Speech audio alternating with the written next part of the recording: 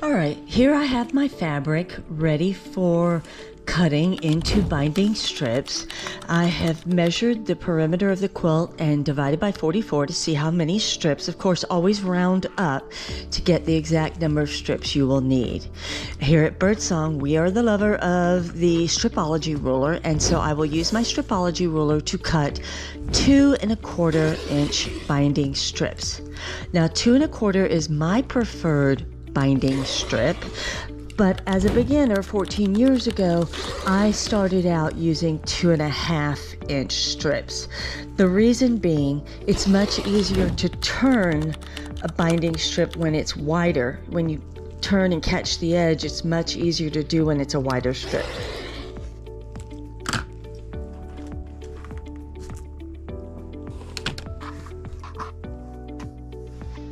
Now you can see I have my 2 1/4 inch strips.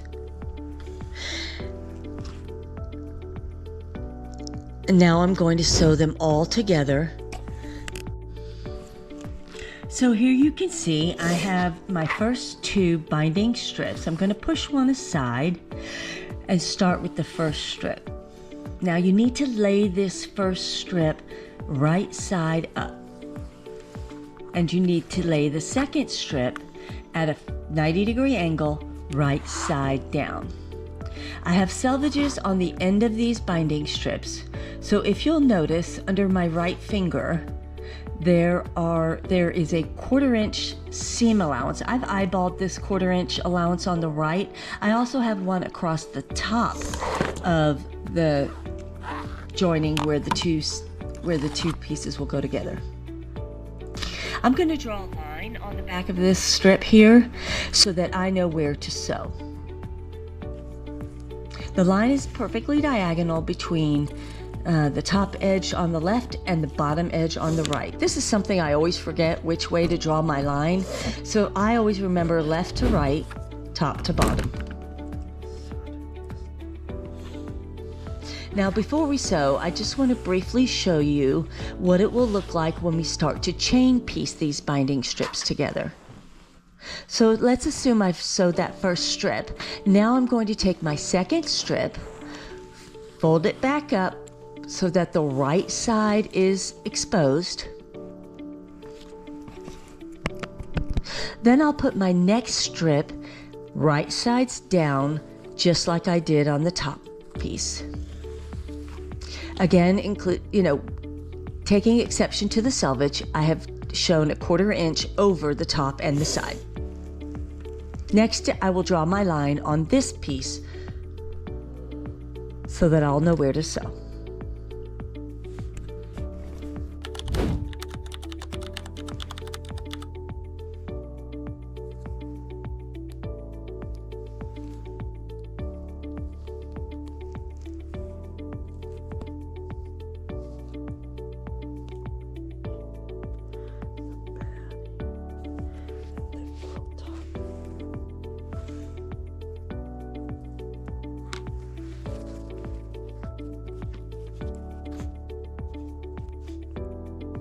All right, now I've brought my strips to the sewing machine, and I'm going to begin connecting all of my strips together to make one long piece. Again, I start with the first piece and I lay it right sides up. I take the second piece, lay it right side down, and I'm going to allow a 1/4 inch gap on the right and a 1/4 inch gap overlap, you might say, on the top. I do not want to sew in my selvage and have selvage in my binding strip. Remember I drew that line on that top piece? We're going to set them in the sewing machine. I set mine on the center position. You may not be able to move your needle. Just arrange your strips so that you are sewing straight down the line, not a 1/4 inch seam from the line, but straight down the line that we have drawn. You can tell from my laser that I'm going to sew straight down that line. Now we're going to sew.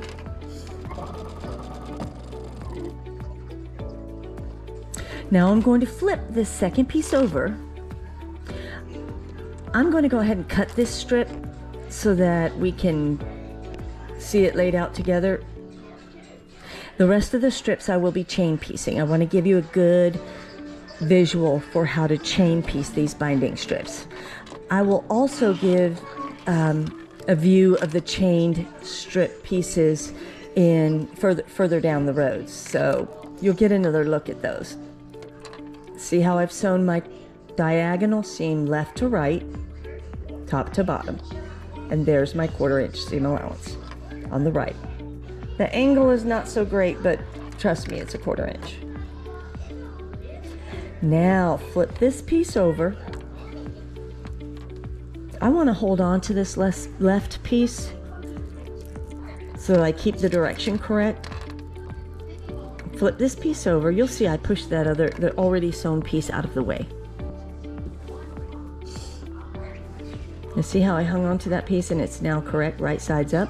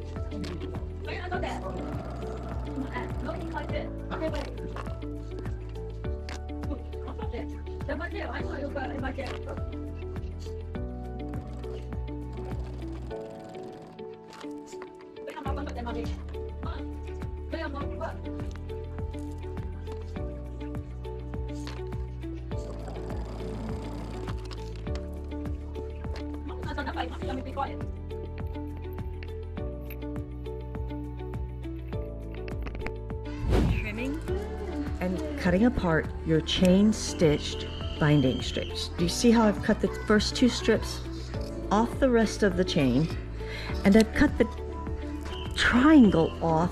See how that lays out nicely? You can see that when I put my right sides together, they will come together and fold out correctly.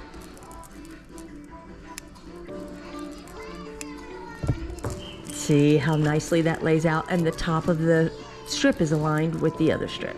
Isn't that beautiful?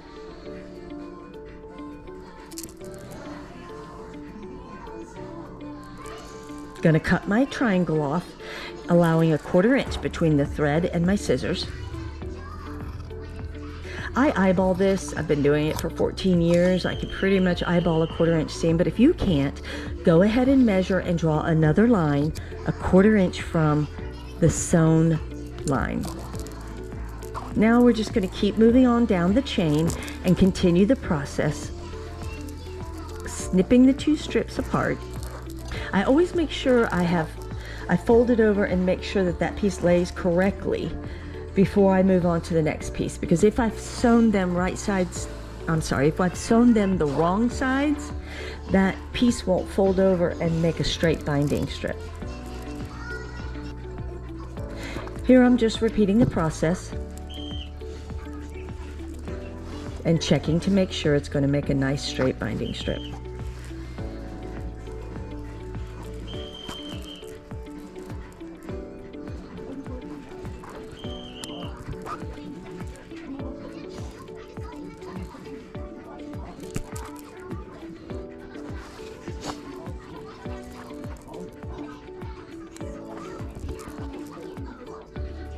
There we go.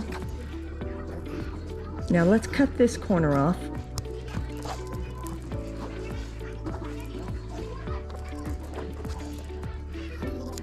Well, we forgot to cut.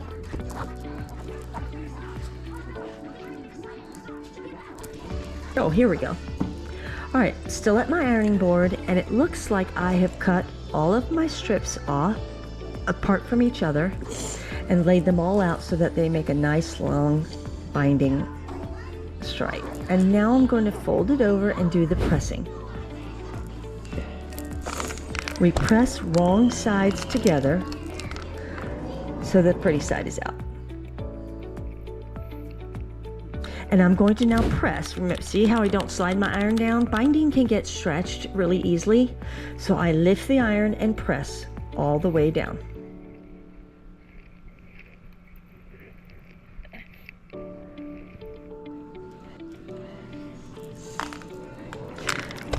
Currently, all my binding strips are sitting on the floor to the left of the ironing board, and when I'm done, all the strips will be laying on the floor to the right of the ironing board. I'm just going to move down the line and keep pressing.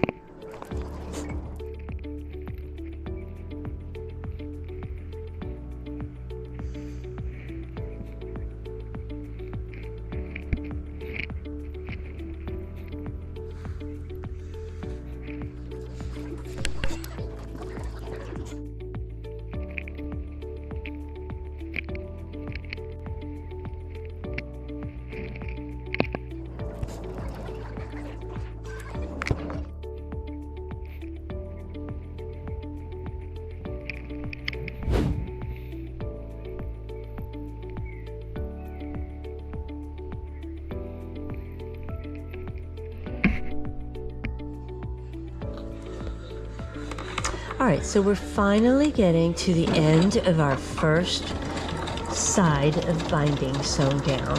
And here, what can be a difficult part. So I'm going to go slow and probably repeat myself. I'm approaching the end of the quilt, or the bottom of that side of the quilt. And my goal is to stop sewing 1/4 inch from the edge of the quilt. So we've got the side edge, which is where we're sewing down our binding, and we've got the bottom edge. That makes a corner, a 90-degree corner, and I want to get to 1/4 inch from that quarter.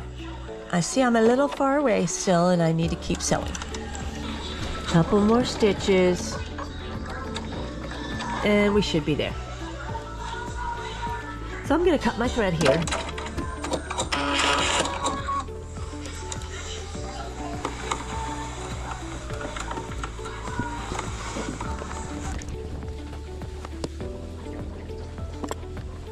This part can remain. This I have now sewn to the edge of the quilt. Now I have stopped sewing down my final strip, and I have my 2 strips ready to be joined together. This is a tricky process, and this is where everyone gets tangled up. Here's how I start. I cut the end off of my binding strip and use the little piece that I cut off to measure my overlap of the 2 strips. So if you're doing math, you know that that little piece I cut off is 2 1/4 inch wide. You don't need to cut the piece off. You can simply measure a 2 1/4 inch or a 2 1/2 inch overlap on the 2 strips. So see, I lay it down on my bottom strip.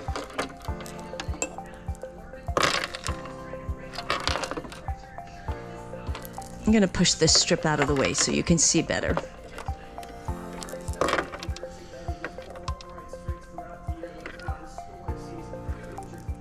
That's my bottom strip. And I'm going to cut at the top of that strip. A little hard to hold all these pieces together and make sure they're lined up. But you see where I stopped sewing on the bottom strip? There's some gap there.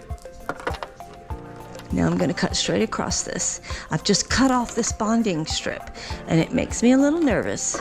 But if you're following along and overlapping your strips, you're going to be okay. Now I'm doing the overlap, and see, I'm going to lay that top piece down. Take a look where that little measurement strip is, and I'm going to now cut the top strip on the bottom of my little measuring piece. See, my bottom strip goes up to the top. Now my top strip is going to go down to the bottom of that little measuring piece. Lining it up on the sides. I'm going to pull it out of the way so you can see. But you can see where my piece ends right there. I'm pointing at it with the stiletto. And I'm going to cut. Again, a little nerve-wracking, but it's going to work out. Now I have my 2 strips, and they are overlapping by 2¼ inches because that's the width of my binding strip. If I had a 2½ inch strip, I would cut that little piece and it will be 2½ inches. See how they overlap nicely? Now we're going to join these pieces.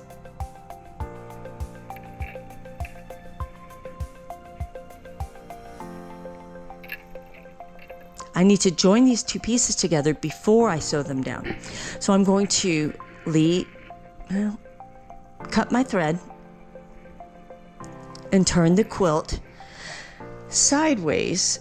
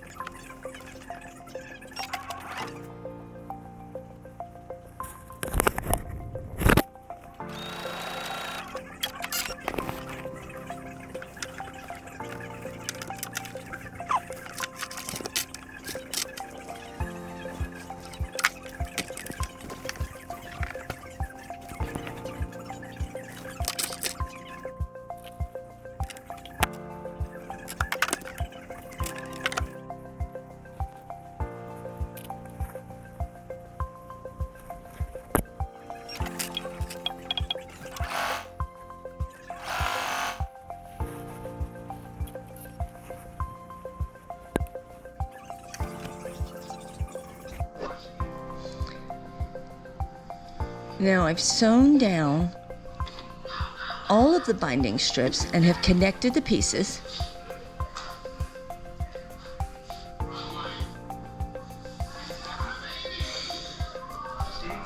This is how I would fold the binding over. Now I've sewn this binding down to the front of the quilt, and my preferred method of binding is to hand stitch it down. So I sew the binding to the front of the quilt, flip it over, and then hand stitch to the back of the quilt. And it lays nicely down there. Here's the video voice. 415. Now I've flipped my binding over, got my needle and thread ready, and I'm going to start at the corner here. Now I'm not going to sew the corner down right now. I'm actually going to start down. But you can see how my corner folds nicely, and it makes that 45-degree angle up at the top.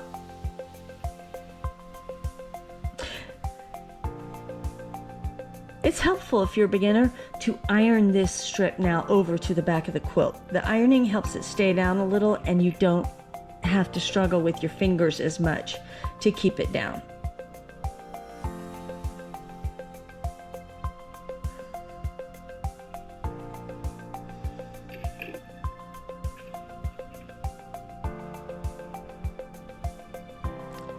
I'm going to take my first stitch in the quilt, just the backing, not through the top, but in the backing and perhaps the batting of the quilt. I have a knot at the end of this thread that I want to hide underneath the binding strip. So I pull that thread up to the knot. You see how the knot set neatly under the 1/4 inch allowance right there. And I'm holding my finger to make sure it's going to hide. And again, I'm going to wrangle with this quilt. It's a lot of wrangling, I know. You can power through this. I like to sew from this angle, and I like to sew on a flat surface. Some people don't, they hold it in their lap. I like to sew in the flat pieces. Now I'm going to come up through. Do you see how my needle has just come up through that fold of the binding? Sorry, it was hard to get a great picture with my chest mount GoPro. But I've just tucked it in the edge of that fold. Now I'm going to pull the string through, and you're going to see how nice and neat that tuck, and then that will see how nicely it pulls up and sets itself. Now the needle has to travel to the next spot. I like to travel in the quilt. See how I'm folding it back down and I'm putting my needle in the quilt backing?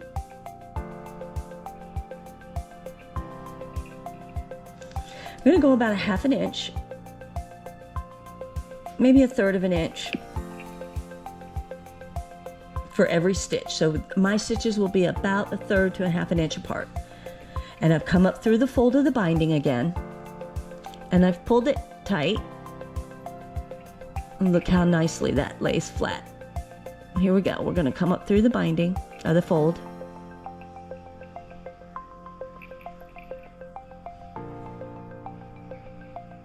From the back through the fold. I know I've traveled down through the quilt, but I like to make this extra stitch. This is the stitch that will hold the binding down. Now I'm going to travel again to the next 1/3 of an inch or 1/2 of an inch section. I traveled through my quilt, not through the binding fold. Some people do it the other way, and I'm not sure there's a right or a wrong way. This was the way I was trained. And I believe it holds the binding down a little better than if I travel through the fold.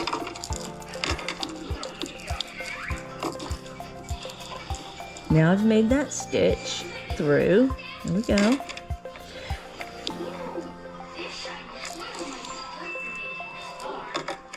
And I'm going to do the next stitch and travel. I'm traveling down about 1/3 of an inch. There, we came out the back of the quilt, and now we're going to stitch through that fold. I'm going to continue this process all the way around this quilt. It takes some time. The hand binding does take some time, but it's a slow, methodical process. I love that about quilting. It's the part I enjoy.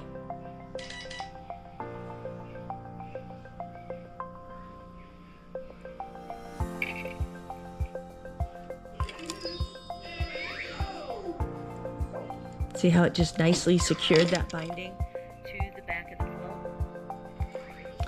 quilt? Fold it up a little bit. Go through the fold. Let's see. Oh yeah, see how that's stitched nice. Now we're going to travel.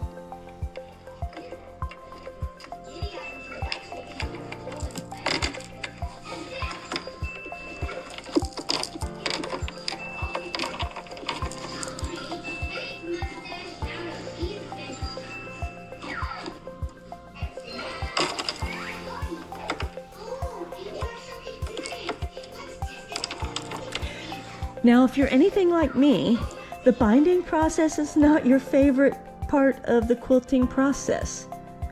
So truth be told, I hire someone to do my binding.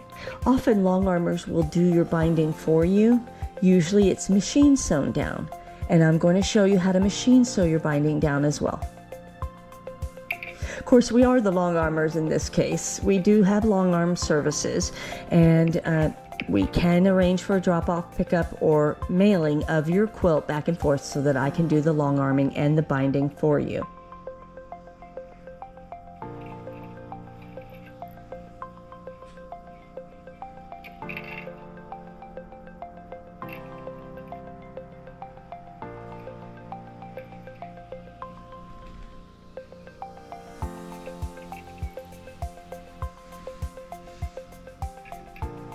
Now I'm just going to continue to do this again all the way around the quilt.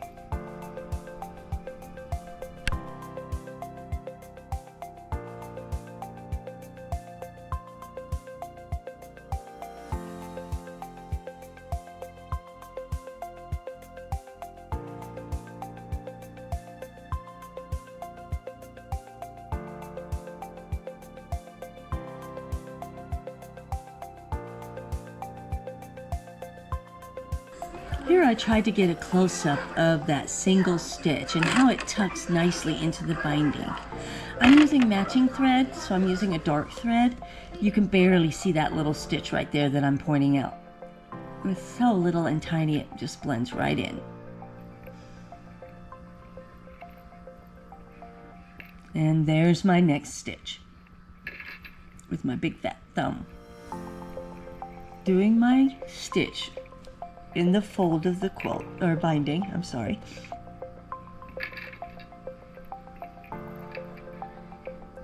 Now I mentioned earlier that binding will stretch.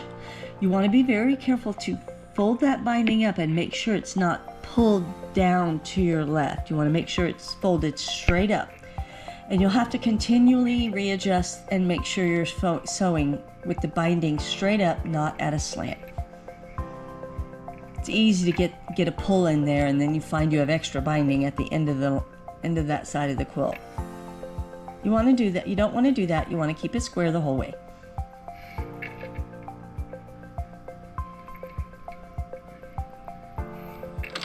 See how I've adjusted ahead of time? I've gone back and adjusted it ahead of where I'm sewing, and it stays straight up and not get pulled.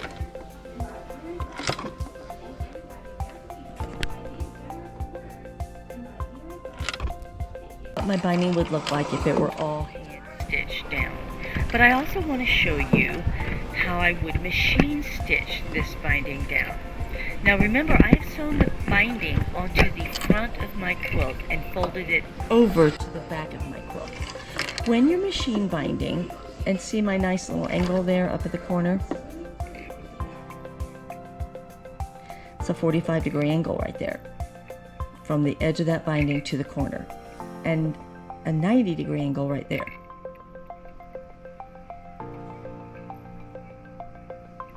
And here's where I would fold that down and make a stitch right in the middle of that binding if I were hand binding this.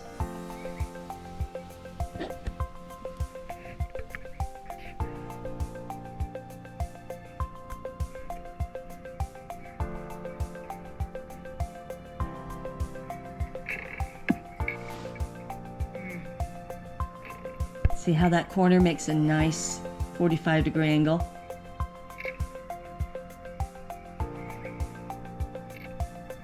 And a 90-degree angle. Yes, folks, sewing, quilting is a little bit about math, too.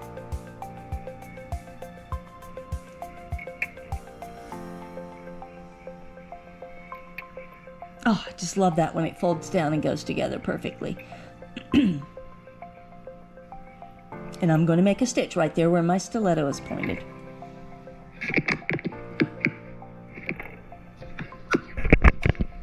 Now I'm going to adjust and show you how I would stitch this quilt down.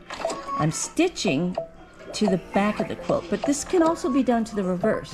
You can add the binding onto the back of the quilt, fold it over to the front, and machine stitch it down. Here we go. Now it's hard to tell from this picture, but I am sewing about 1/8 of an inch from the edge of that fold. And I'll have a good picture to show you that. I want to keep this all square, so I keep that piece down.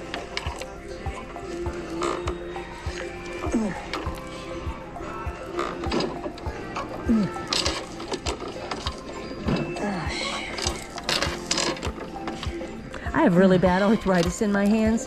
Wrangling this can be a little difficult, but if you go nice and slow, use your tools, you can get that straight down. And I'll show you here in a minute how my stitches come 1/8 from the edge of the fold.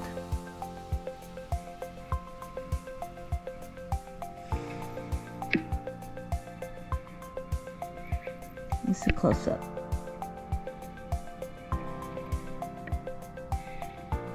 Sewing slowly down the binding about 1/8 of an inch from the fold.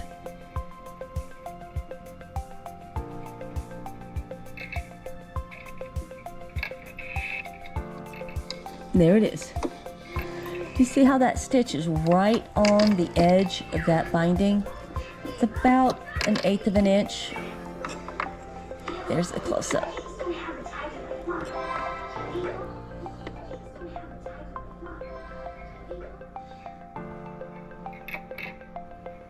When you turn it over, you'll be about 1/8 of an inch from the fold on the front side. This doesn't happen magically, and it takes some practice. Not my special skill, but I can get it done, and so can you.